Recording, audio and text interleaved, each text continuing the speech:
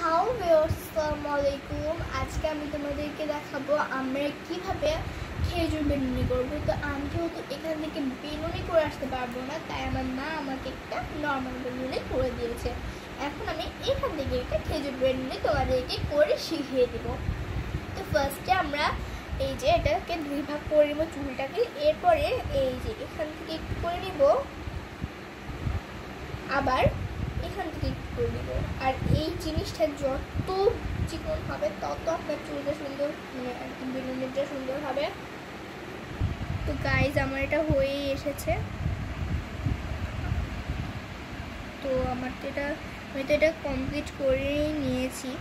তো এই যে আমার এই যে খেজুর বেনুনিটা তোমাদের কেমন লেগেছে প্লিজ কমেন্ট করবা। আর তোমরা যদি আমার মতো করে ট্রাই করো তাহলে কিন্তু নিশ্চয়ই হবে। আমার কিন্তু খেজুর বেনুনিটা করতে খুবই ভালো লেগেছে।